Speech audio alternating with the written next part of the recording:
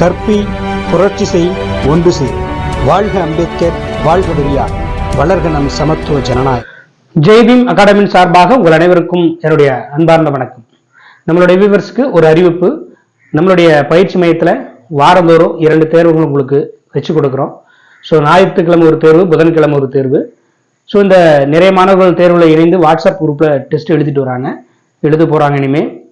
இப்போ புதிய மாணவர்கள் யாராவது இணைய விரும்பினால் டிஸ்கிரிப்ஷனில் ஒரு வாட்ஸ்அப் நம்பர் கொடுத்துருக்கேன், அதில் கான்டாக்ட் பண்ணி ஜாயின் பண்ணிக்கோங்க. ஸோ இன்றைய வகுப்பு நம்ம என்ன பார்க்கணும்னா மேத்தமெட்டிக்ஸ். ஏற்கனவே நம்ம 20க்கும் மேற்பட்ட வகுப்புகள் போட்டிருப்போம். ஸோ இன்னைக்கு இயற்கணிதத்தினுடைய தொடர்ச்சியான வகுப்பை தான் பார்க்க போகிறோம். 7ஆம் வகுப்பு இயற்கணிதம் முடிச்சுட்டா இப்போ 8ஆம் வகுப்பு இயற்கணிதம் பார்க்க போகிறோம். ஸோ இந்த 8ஆம் வகுப்பு இயற்கணிதத்தில் இதுலேயும் ஒரு முக்கியமான சில கணக்குகளாக இருக்குது. ஸோ எக்ஸாம் பாயிண்ட் ஆஃப் வியூவில் கேட்குற கணக்குகள். ஸோ அதனால் தெளிவாக கவனிங்க. இன்னைக்கு நம்மளால இயற்கணிதம் 8ல் இயற்கணித கோவையின் பெருக்கல் அப்படின்னு. ஸோ இப்போ ஒரு இயற்கணித கோவையை கொடுத்துட்டு அதை பெருக்க சொல்லுவாங்க. அந்த மாதிரி சில சம்ஸ் வரும். அது பெருக்கிறது எப்படி? ஒரு இப்போ நார்மலாக நம்மளுக்கு ஒரு நம்பர்ஸை கொடுத்து ஒரு 12, 13 அப்படின்னா நீங்கள் பெருக்கிறீங்க ஈஸியாக. ஸோ இந்த மாதிரி கோவையை கொடுத்து இதை பெருக்குன்னா சில பேருக்கு தெரியுறதில்ல. ஸோ அப்போ அது எப்படின்னு எளிமையாக சொல்லித்தரணும். ஏன்னா இது அப்படியே கேட்க மாட்டாங்க, இருந்தாலும் ஒரு அந்த பெருக்கிறத நம்ம கற்றுக்கிட்டோம். ஸோ அதுக்காக நான் சொல்கிறேன். இப்போ பாருங்க, ஒரு இயற்கணித கோவை கொடுத்துருக்காங்க. கோவைன்னா ஒன்றும் இல்லை, ஒரு சமன்பாடை தான் கோவைன்னு சொல்றேன். y² - y இது ஒரு பிராக்கெட் கொடுத்துட்டாங்க. ரெண்டாவது பிராக்கெட்ல 2y² + 3y கொடுத்துருக்காங்க. ஸோ இதை வந்து பெருக்க சொல்லியிருக்காங்க. ஸோ இதை எப்படி பெருக்கிறதுன்னு சில பேருக்கு தெரியாது. ஸோ சொல்லித்தரலாம், கவனிங்க. இந்த பிராக்கெட்டு இந்த பிராக்கெட்டை பெருக்கணும் அப்படின்னா என்ன பண்ணணும்னா, முதல்ல இங்க இந்த பிராக்கெட்ல முதல்ல இருக்கிற இதை பார்க்கணும். முதல்ல என்ன இருக்கு? y² இருக்கு. இந்த y² வச்சு இந்த இதை பெருக்கணும். அதுக்கடுத்து இது இந்த -4 வச்சு இதை பெருக்கணும். பெருக்கும் போது கழிக்கிறத கழிக்கலாம், கூட்டுறதை கூட்டி ஃபைனல் பண்ணணும் ஆன்சர். இப்போ கவனிங்க, இந்த y² இது கூட பெருக்கணும். ஃபர்ஸ்ட் இந்த y² இந்த பிராக்கெட்ல இருக்கிற முதல்ல இருக்கிற 2y² பெருக்கணும். இப்போ பாருங்க, y² என்னது? ஒரு லெட்டரா? அதுக்கு முன்னாடி ஏதாவது நம்பர் இருக்கா? இல்லை. அப்படி நம்பர் இல்லைன்னு அர்த்தம் 1 இருக்கிறதா அர்த்தம். எதுவுமே இல்லைன்னா 1 அங்க இருக்கிறது மதிப்புன்னு அர்த்தம். ஸோ அப்போ yக்கு முன்னாடி அது 1 இருக்கு. அந்த 1 என்ன பண்ணும்? இங்கதான் நம்பர்ஸ் இருக்கான்னு பாக்குறேன். இங்க 2 இருக்கு, அப்ப பெருக்கணும். அப்போ 1 × 2 என்னது? 2 போடுங்க. ஓகேவா? இங்க முன்னாடி இருக்கிற நம்பரையும் இந்த பகுதி இதை மட்டும் பெருக்கணும். இதுக்கு முன்னாடி இருக்கிற நம்பரையும் பெருக்கணும். 1 × 2 2. அடுத்து பாருங்க, y² இங்க y². y² × y² என்னது? y² × y². இது என்ன அர்த்தம்? இதுக்கு நம்ம ஏற்கனவே படிச்சிருப்போம். a⁴m பெருக்கல் a⁴n எப்படி சொல்லலாம்? ஏன்னா அடிமான சமமா இருக்குன்னா y அப்படியே போட்டு மேகத்தை கூட்டிக்கலாம். 2 + 2 4. ஸோ அப்ப y² × y² என்ன பண்ணணும்? ஒரே ஒரு y போட்டு இந்த 2 இந்த 2 கூட்டிக்கணும். y ஒரே மாதிரி இருக்கிறதுனால மேல இருக்கிற 2 கூட்டிக்கணும். அப்ப 2 + 2 4. ஓகே, அப்போ 1 × 2 2, y² × y² y⁴4 முடிஞ்சா. அடுத்து இந்த y² இந்த இதை இது கூட பெருக்கணும். இங்க பாருங்க, இங்க பிளஸ் இருக்குது, இங்க பிளஸ் இருக்குது, அப்ப பிளஸ் போடுங்க. yக்கு முன்னாடி பிளஸ் தானே, 3yக்கு முன்னாடி பிளஸ் தானே, அப்ப பிளஸ் × பிளஸ் போடுங்க. அடுத்து பாருங்க, y² × 3y. yக்கு முன்னாடி என்ன நம்பர் இருக்கு? 1 இருக்கு. அந்த 1 இங்க என்ன முன்னாடி இருக்கான்னு பாக்குறோம், 3 இருக்கு. ஸோ 1 3 கூட பெருக்குன்னா 3. ஓகேவா? இப்போ y² × y என்னவா இருக்கும்? y போட்டுக்கிறீங்க, மேல இருக்கிறத கூட்டிடுவீங்க. இப்ப மேல இங்க y² 2 இருக்கு, இங்க yக்கு மேல எதுவுமே இல்லை, அப்போ 1 இருக்கிறது அர்த்தம். அப்ப 2 + 1 என்ன அர்த்தம்? 3. புரியுதுங்களா? இது 2y² பிளஸ் போட்ட y² × 3y 3y³ போடணும். ஓகேவா? அவ்வளவுதான். இப்ப இதை வச்சு 2த்தையும் பெருக்கிட்டேன், முடிஞ்சு. அடுத்த உறுப்பு என்னது? -4 இருக்கு. வெறும் 4ன்னு போட்டு பெருக்கக்கூடாது. இங்க y 4க்கு முன்னாடி என்ன குறி இருக்கும் அதையும் நம்ம கணக்குல எடுத்துக்கிட்டோம். இப்போ y 4க்கு முன்னாடி அந்த மைனஸ் இருக்கு, அப்ப இதால -4ஆல பெருக்கணும். இப்ப பாருங்க, -4 இங்க ஏதாவது நம்பர் இருக்கா? 2 இருக்கு. அப்ப -4 × 2 என்னது? 4 × 2 8 போடுவோம். குறி வந்து இங்க மைனஸ், இங்க பிளஸ், மைனஸ் × பிளஸ் மைனஸ் போட்டுரும். அப்ப 4 × 2 8. இங்க 4 பார்த்தாலும் y எதுனா இருக்கா? yx எதுவுமே கிடையாது. ஆனா இங்க y² இருக்கு. அப்ப இங்க எதுவுமே இல்லாதனால இங்க 1 இருக்கிறதா அர்த்தம். 1 × y². புரியுதா? அப்ப -4 × 2y² மதிப்பு என்ன அர்த்தம்? -8y². ஏன்னா மைனஸ் இன்ட்டு பிளஸ் மைனஸ் ஆயிடுச்சு. 4 × 2 4 × 8.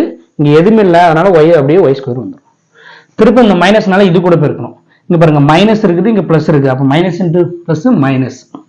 4 × 3 எவ்வளவு? 12. இங்க எதுவுமே இல்லைங்க, y இருக்கு. அப்ப y மட்டும் போட்டுருங்க. முடிஞ்சா? போதுமா? சரியா போச்சு தானே? அவ்வளவுதான். இப்படிதான் பெருக்கணும். இப்ப ஒரே மாதிரி இங்கெல்லாம் இருக்கா பாருங்க, இங்க y⁴, y⁴3, y⁴². சரியா போச்சு. எதுவுமே ஒரே மாதிரி இல்லை. இவ்வளவுதான் ஆன்சர். சப்போஸ் வந்து வேற ஏதாவது ஒரே மாதிரி இருந்தா, இப்போ y² 2y² வருது அப்படின்னா அதை வந்து ஆட் பண்ணிக்கலாம், இல்லை கழிக்கலாம், கழிச்சுக்கலாம். ஸோ இதுதான் ஒரு இயற்கணித கோவையை பெருக்கணும். முதல்ல நம்பர்ஸை பார்த்து நம்பர்ஸை பெருக்கணும், குறியும் பார்த்து குறிக்கு கரெக்டாக போட்டுக்கணும். இந்த ஒய் எக்ஸ் ஒய் இருந்தால் அதுக்கு தகுந்த மாதிரி போட்டு பெருக்கணும். ஸோ இது ஒரு பெருக்கல், இது ஏற்கணித கோவை பெருக்கல். அடுத்த கணக்கு பார்க்கலாம், நோட் பண்ணிக்கோங்க.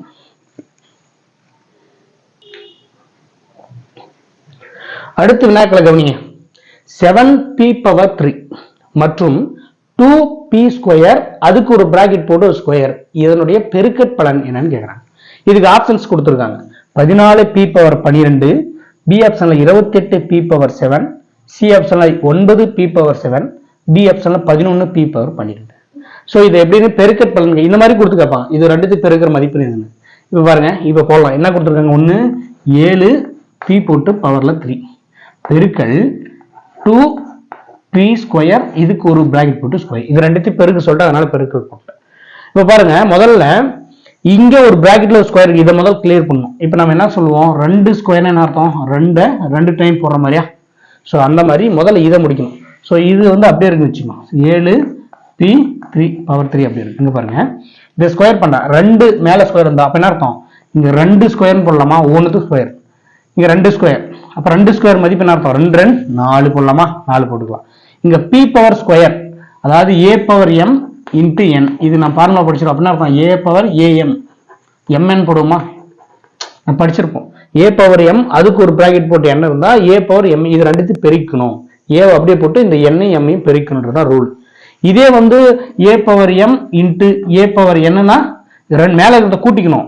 இது மாதிரி இருக்கும்போது பெருக்கணும். நல்லா கவனிக்கணும், சரியா? அதை நான் நிறைய டைம் சொல்லி கொடுத்துருக்கேன். ஸோ அப்போ p⁻² அதுக்கு ஒரு ஸ்கொயர் போட்டா p⁻2 4 போடலாமா? ஓகேவா? இப்போ என்ன அர்த்தம்? 2 ஸ்கொயர் 2 4 p² அப்போ இந்த 2 4 ஆகுது p⁻4. இப்போ இதை பெருக்குங்க. இப்போ நம்ம விளக்கமா சொன்ன மாதிரி நம்பர் இருக்குது, 7 இருக்கு, இங்க பிளஸ் இங்க பிளஸ், ஒன்றும் பிரச்சனை இல்லை, பிளஸ் தான். 7 × 4 7னா 28. ஓகே, அடுத்து பாருங்க p⁻3 p⁻4 அப்படின்னு அர்த்தம். p போட்டுக்கணும், மேல இருக்கிறத கூட்டிக்கணும். அப்போ 3 + 4. ஓகேவா? p ஒரே மாதிரி இருக்கனால p போட்டுக்கினேன், மேல இருக்கிற 3 4 கூட்டிக்கினேன். ஆனா இங்க ஏன் பெருக்கினேன்? இது வந்து பவர்ல பிராக்கெட் போட்டு ஸ்கொயர் போட்டு மேல போட்டுக்கணும், பெருக்கணும். இந்த மாதிரி இருந்தா கூட்டிக்கணும். அதை நான் எல்லாமே சொல்லி கொடுத்துருக்கேன். ஸோ அப்ப என்ன இருக்கும்? 28 p⁻7 3 + 4. இது ஆப்ஷன் இருக்கா பாருங்க, பி ஆப்ஷன் இருக்கு பாருங்க. இதான் ஆன்சர். 28 p⁻7. ஸோ இந்த மாதிரியும் பெருக்கணும், சரிங்களா? புரியலன்னா கமெண்ட்ஸ்ல கேளுங்க, நான் கண்டிப்பா அடுத்த வகுப்புல சொல்லி கொடுக்குறேன். ஸோ நோட் பண்ணிக்கோங்க.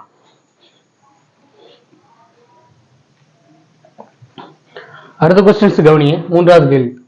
ஒரு செவ்வகத்தின் பரப்பு 48 m² n³ சதுர அலகுகள் மற்றும் நீளம் 8 mn² அலகுகள் எனில் அதன் அகலம் என்னன்னு கேட்குறாங்க. ஸோ அப்போ என்ன கொடுத்துருக்காங்க? செவ்வகம்னு சொல்லிட்டாங்க. செவ்வகம்னா நம்மளுக்கு தெரியும், இதுதான் ஒரு செவ்வகம். செவ்வகத்துக்கு என்னென்ன உறுப்பு இருக்குது? எல், இது பி, அதாவது நீளம் அகலம். என்ன சொல்றாங்க? செவ்வகத்தின் பரப்பு கொடுத்துட்டாங்க, நீளம் கொடுத்துட்டாங்க, அகலம் என்னன்னு கேட்குறாங்க. ஸோ அப்போ நம்மளுக்கு செவ்வகத்தின் பரப்புக்கு என்ன ஃபார்முலா? செவ்வகத்தின் பரப்புக்கு இந்த நீளத்தையும் அகலத்தையும் அப்போ L × B-யா? L × B சதுர அலகுகள். இதுதான் வந்து செவ்வகத்தினுடைய பரப்பு ஃபார்முலா, பரப்புக்கு உண்டான ஃபார்முலா. என்ன சொல்ற? ஒரு செவ்வகத்தின் பரப்பு 48 m² n³ இப்போ பரப்புனா இதுதானே. அப்ப பரப்புக்கு நேரா 48 m² n⁻3 சமம் பரப்பு. L × B, L-னா நீளம், B-னா அகலம். என்ன கொடுத்துருக்காங்க? நீளம் நான் 8 mn² கொடுத்துருக்காங்க. அப்ப நீளம் L-க்கு நேரா 8 mn² பெருக்கல் B தெரியாது, அகலம் அப்படியே வச்சுக்கணும். இப்போ நம்மளுக்கு என்ன கேட்குறாங்க? அந்த B அகலம் தான் கேட்குறாங்க. அப்போ B-யை மட்டும் ஒரு பக்கம் வச்சுக்கலாம், B அந்த பக்கம் வச்சுக்கணும்.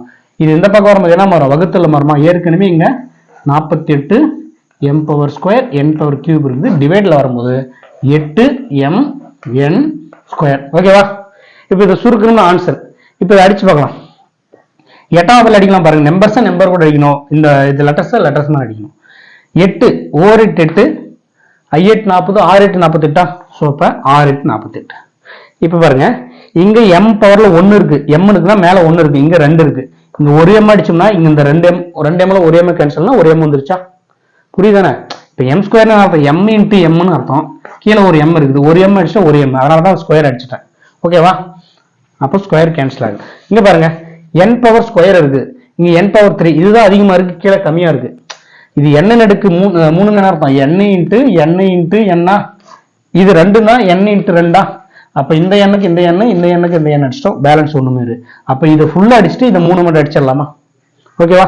இப்ப கீழே எதுவுமே இல்லை பாரு, எல்லாம் ஒண்ணா ஆயிடுச்சு, எல்லாமே அடிச்சிட்டோம். மேல மட்டும் என்ன இருக்கு? 6 இருக்கு, இங்க வந்து m இருக்கு, இங்க n இருக்கு. அப்ப சமம் b. அப்ப b யினுடைய அகலம் என்னது? 6 mn. அவ்வளவுதாங்க. சோ இந்த மாதிரி கேட்பாங்க. திடீர்னு எல்லும் பியும் கொடுத்துட்டு பரப்பு என்னன்னு கேட்கலாம், இல்லைன்னா பரப்பும் பியும் கொடுத்துட்டு நீளம் என்னன்னு கேட்கலாம், எப்படி வேணாலும் கேட்கலாம். ஸோ அப்போ நம்மளுக்கு அந்த செவ்வக ஃபார்முலா போட்டு இது சும்மா பெருக்கிறது தான். இது இந்த மாதிரி வந்தால் எப்படி நீங்க பெருக்கணும் அப்படின்றது. சரிங்களா? இதை நோட் பண்ணிக்கணும்.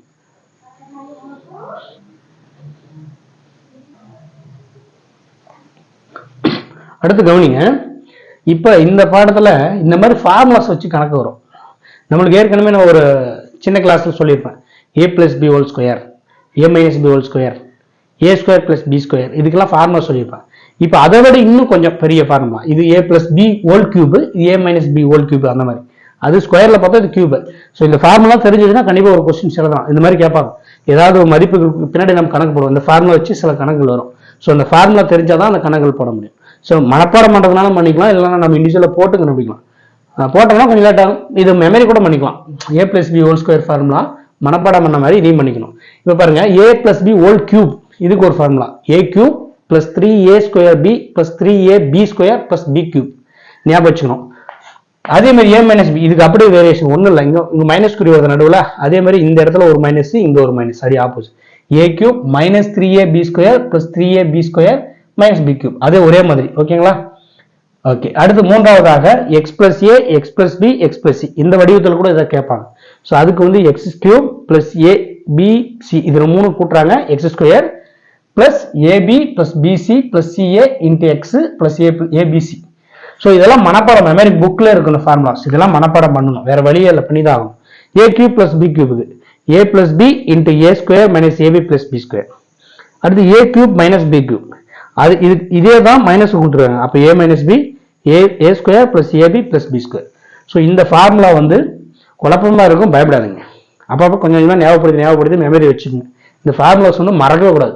ஏன்னா இதை வச்சு கணக்குகள் வரும், வேற வழியே இல்லை. இந்த ஃபார்முலா இருந்தால் தான் கணக்குகள் போட முடியும். அதனால ஏதாவது ஞாபகம் வச்சு ஏதாவது மனப்பாடம் மெமரி பண்ணிக்கோங்க. சரிங்களா? ஸோ இந்த ஃபார்முலா சார்ந்த கணக்குகள் எப்படி போடுறது, எப்படி வரும் கணக்கு, அதை எப்படி நம்ம போடுறதுங்கிறத பார்க்க போறோம். சரிங்களா? இதை நோட் பண்ணிக்கோங்க. இந்த ஃபார்முலா நல்லா மெமரி பண்ணிக்கணும். சரிங்களா? ஓகே.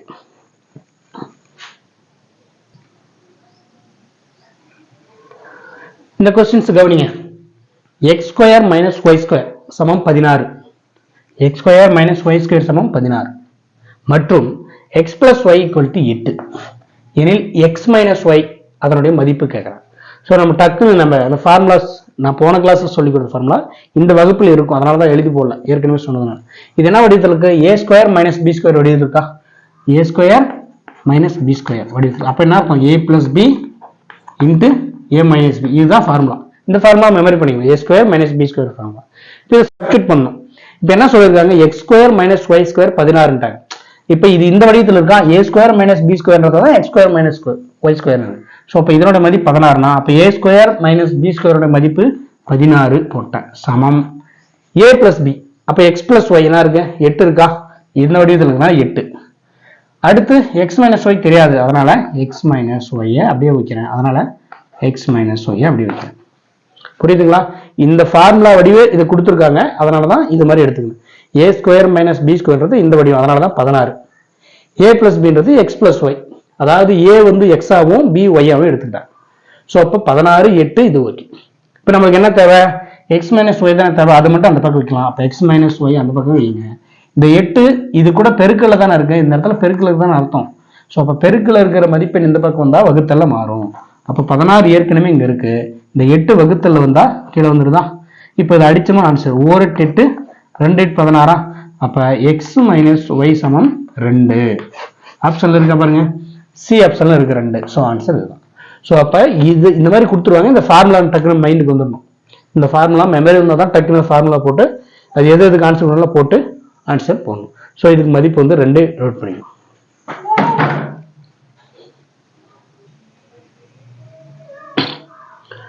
இந்த கொஸ்டின்ஸ் கவனிங்க.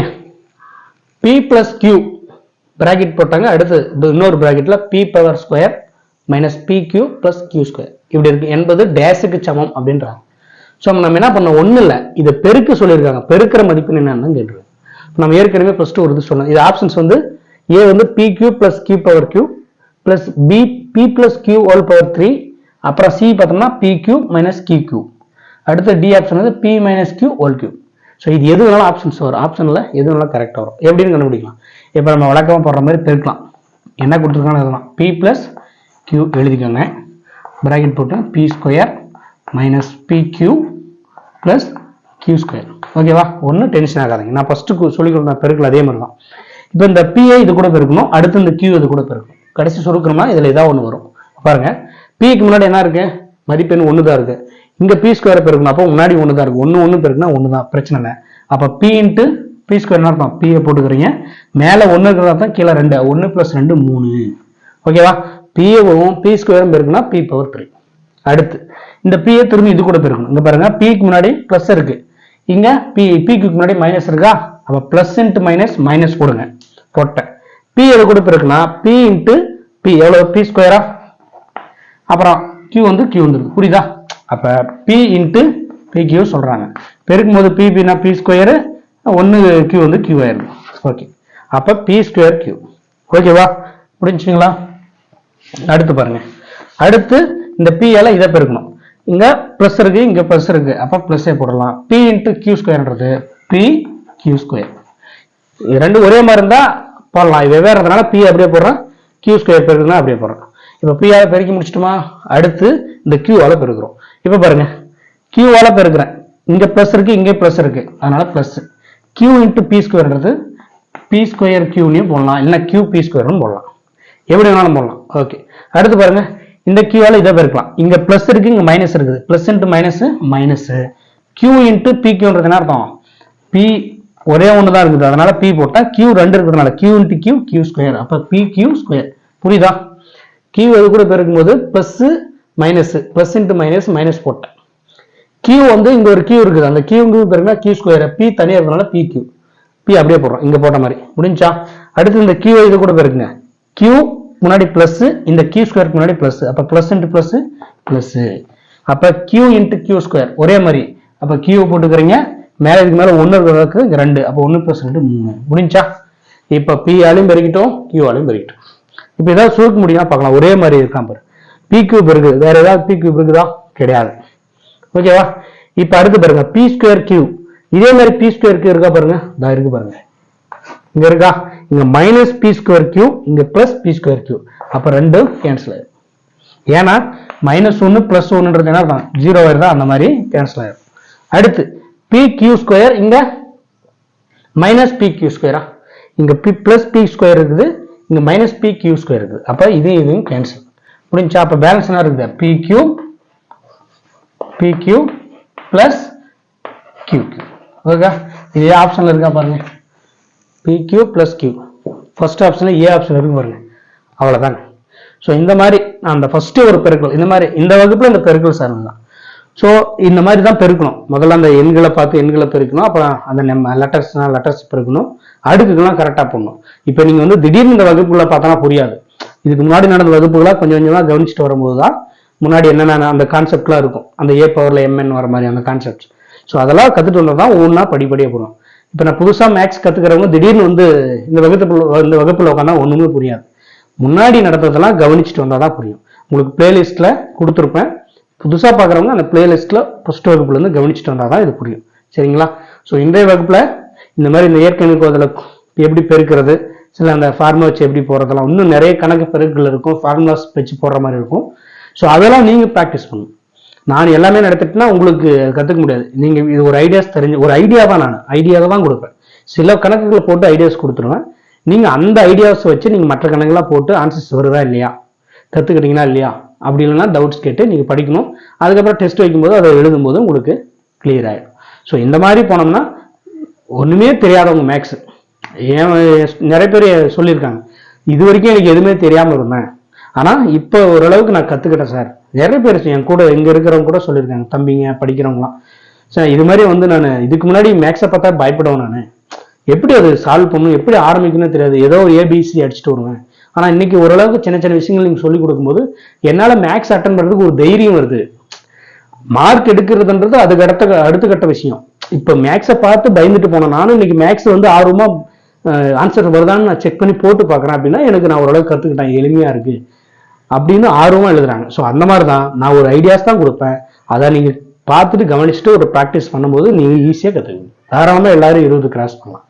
ஸோ ஓகே, அடுத்த வகுப்புல மீதி இருக்கிற அது 8ஆம் வகுப்புல இன்னும் பேலன்ஸ் இருக்கு. அடுத்த வகுப்புல அதை சந்திக்கலாம்.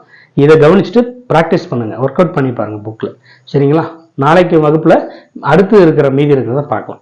ஸோ ஓகே, டெஸ்ட்டு நல்லா ப்ரிப்பேர் ஆகுங்க, படிங்க, நேரத்தை வீணடிக்காதீங்க. எல்லாத்துக்கும் அதுதான், நேரம் ரொம்ப முக்கியமானது. இந்த காலகட்டம் போச்சுன்னா திரும்ப 1 வருஷம் ஆகலாம், 2 வருஷம் ஆகலாம் எக்ஸாம் வரதுக்கு, சொல்ல முடியாது. ஸோ இந்த 5 மாத காலம் தான் ரொம்ப முக்கியமான காலம். இது எல்லாத்துக்குமே பொதுவாக சொல்கிறேன். தைரியமாக படிங்க, டைம் எடுத்து கொஞ்சம் பயப்பட்டு படிங்க. சரிங்களா? டைம் போகுதுன்னு பயந்துட்டு படிங்க, எளிமையை விட்டுறாதீங்க. ஸோ ஓகே, அடுத்த வகுப்பில் சந்திக்கலாம். நன்றி, வணக்கம்.